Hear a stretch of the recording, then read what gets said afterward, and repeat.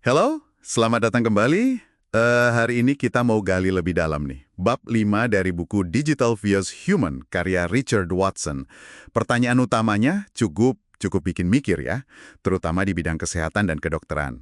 Bisa nggak sih kita, di zaman serba digital ini, jadi kebal gitu sama yang namanya kesepian? Pertanyaan bagus banget. Apalagi teknologi kan seringnya dibilang nyambungin kita ya. Betul.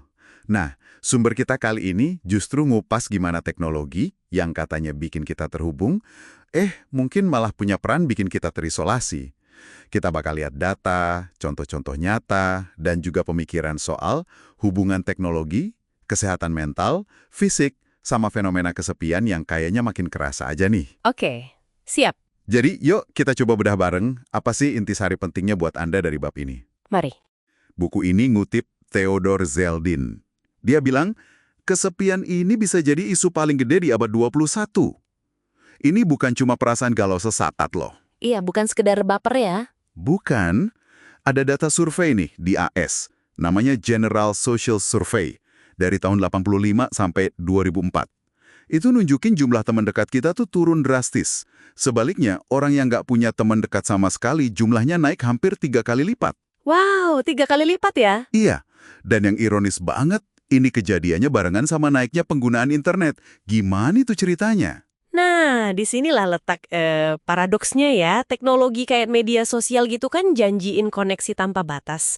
Kita bisa temenan sama siapa aja di mana aja. Iya, kedengarannya bagus. Tapi studi dari Humboldt University sama University of Michigan malah nemuin kalau platform kayak Facebook itu bisa bikin kita ya merasa iri, frustrasi. Oh, gitu ya? Iya. Terus filsuf Ellen de Botton juga nyinggung, kadang lebih sakit rasanya kalau kita lagi bareng orang secara fisik tapi diabaikan, kayak nggak dianggap ada gitu. Itu katanya lebih nyakitin daripada sendirian beneran.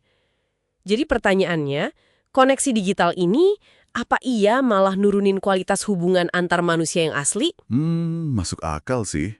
Terus ada dampak lanjutannya juga kan ke kesehatan mental. Angka gangguan kecemasan katanya naik gila-gilaan. Betul, datanya nunjukin gitu. Di AS, dari yang tadinya cuma sekitar 2-4% di tahun 1980, jadi hampir 20% di 2014. Itu naiknya signifikan banget ya.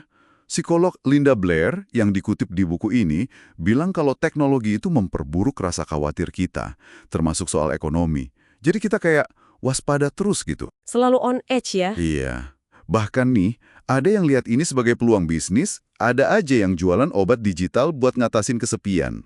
Nah, ini nih, jadi menimbulkan dilema penting ya. Apakah kita ini cuma ngasih label medis ke kondisi manusiawi yang ya wajar aja kadang merasa sendiri, atau kita memang lagi menghadapi krisis kesehatan mental beneran yang diperparah sama gaya hidup digital kita? Pertanyaan kritis itu. Riset dari John Cacioppo itu nunjukin ada korelasi kuat loh antara aktivitas online yang tinggi sama perasaan kesepian yang mendalam. Dan dampaknya nggak cuma mental, tapi juga fisik. Oh iya, fisik juga kena. Iya, orang yang kesepian itu cenderung punya level hormon stres, kortisol yang lebih tinggi. Nah, kortisol tinggi ini bisa ningkatin risiko masalah jantung, terus bikin kita lebih gampang kena infeksi. Jadi, ini serius bukan main-main. Wah, serem juga ya dampaknya. Tapi, sementara kita lihat sisi negatif ini, menariknya, sumber ini juga ngebahas gimana teknologi di bidang kesehatan malah nawarin potensi solusi. Ada alat pelacak kebugaran yang makin canggih kan sekarang? Iya, wearable devices itu ya. Betul. Terus ada sensor yang bisa ditelan buat monitor kondisi tubuh dari dalam, bahkan ada konsep kembaran digital buat ngetes obat atau terapi secara virtual. Aplikasi kayak Student Life juga katanya bisa deteksi tanda-tanda masalah kesehatan mental dari pola kita pakai ponsel. Ya, potensinya memang ada. Tapi di sisi lain, teknologi ini juga bisa bawa masalah baru. Misalnya, hipokondria jadi cemas berlebihan soal kesehatan gara-gara kebanyakan data. Kita jadi terlalu fokus sama angka-angka di aplikasi. Ah, iya. Kebanyakan mantau malah jadi cemas ya. Betul. Terus, tentu aja isu yang krusial banget soal privasi dan keamanan data pribadi kita, ini kan data sensitif banget ya. Kalau ditarik ke gambaran yang lebih gede lagi, tantangannya itu gimana mastiin teknologi ini benar-benar ngelayanin kebutuhan manusiawi kita, bukan malah sebaliknya. Contohnya gimana tuh? Kayak robot terapeutik Paro yang bentuknya anjing laut lucu itu, mungkin dia bisa nemanin. Tapi apa iya bisa gantiin sentuhan dan empati manusia beneran? Atau malah bikin kita jadi kurang manusiawi?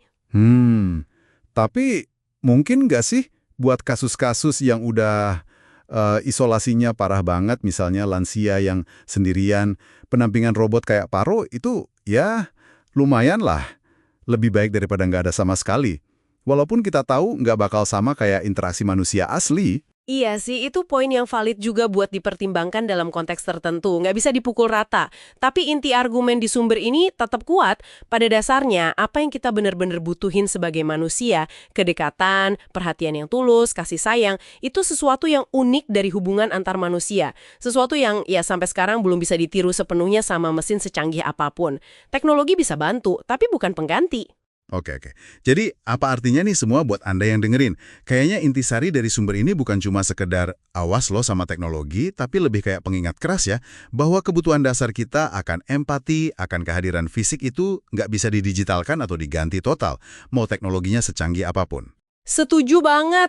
Ini kayak nantang kita buat lebih sadar gitu, gimana kita pakai teknologi dan gimana kita ngebina hubungan sama orang lain. Betul. Jadi, kekebalan terhadap kesepian itu kayaknya bukan sesuatu yang bisa diciptain lewat solusi teknologi aja. Ini masalah yang jauh lebih kompleks, nyangkut kualitas hubungan sosial kita, seberapa kuat ikatan komunitas kita, dan gimana kita nemuin makna hidup di tengah perubahan zaman yang cepat banget ini. Nah, ini mungkin pertanyaan penutup buat Anda renungin. Jangan-jangan nih, fokus kita yang gede banget ke solusi teknologi buat ngatasin kesepian, malah secara nggak sadar bikin kita lupa sama akar masalah sosial yang lebih fundamental. Kayak misalnya, ruang-ruang komunal yang makin hilang, atau ketimpangan akses.